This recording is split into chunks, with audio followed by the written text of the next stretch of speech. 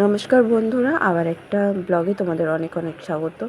এটা হচ্ছে গতকালকে মানে বুধবারে সকালবেলা আজ উঠে আমি চাটা করে নিয়েছি ফ্রেশ হয়ে। তো আমি লাল চাই খাই, এখন দুধ চাটা সেরকমভাবে খাই না। দুধ চা আগেও আমি খেতাম না, অতটা ভালো লাগতো না।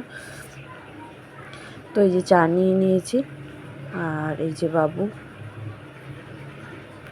ওকে ব্রাশ না করেই দিলে আজকাল ব্রাশও করতে চায় না। তারপর করে নিয়েছিলাম একটু পরোটা, 3 কোনা পরোটাগুলো করেছিলাম, আর খুব কম তেল দিয়ে কালকে ভেজেছিলাম, বেশি তেল দিইনি। আর রাতেরও 2-3টে রুটি ছিল, সেগুলো হালকা করে ভেজে নিয়েছিলাম।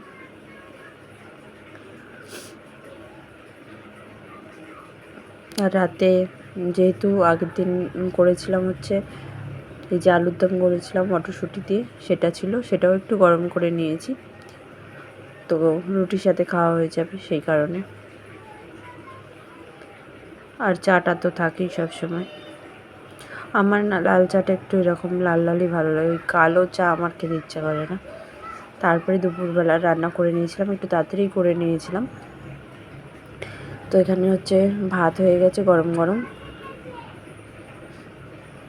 আর তার সাথে করেছিলাম হচ্ছে টমেটো দিয়ে, পেঁয়াজ দিয়ে, ডিম দিয়ে ভুজিয়া টাইপের, যেটা করি সবসময়। আর এখানে পেঁয়াজ লঙ্কা ভেজে আলু সেদ্ধ মেখে নিয়েছিলাম। তো শুকনো লঙ্কা পাইনি, কাঁচা লঙ্কা দিয়েই ভেজে করেছিলাম মাখাটা।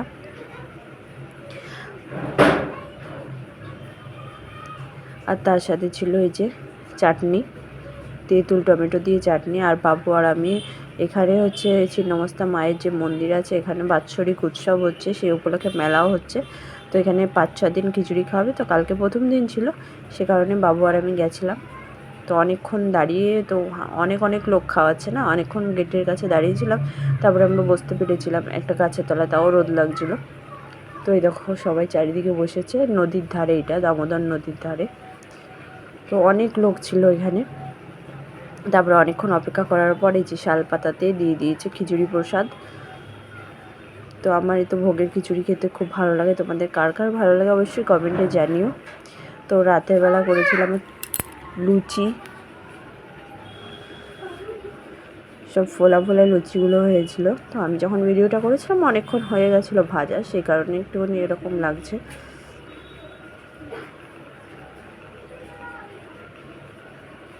আর তার সাথে কালকে কোনো তরকারি কিছু আমি করিনি। তারপরে অনেকদিন পর করে নিয়েছিলাম হচ্ছে আলু ভাজা, পেঁয়াজ লঙ্কা দিয়ে আলু ভেজে নিয়েছিলাম।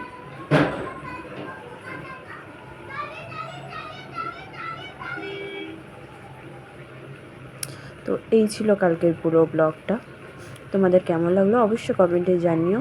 ভালো লাগলে একটা লাইক করে দিও, আর যারা নতুন আছো আমার চ্যানেলটি সাবস্ক্রাইব করে দিও।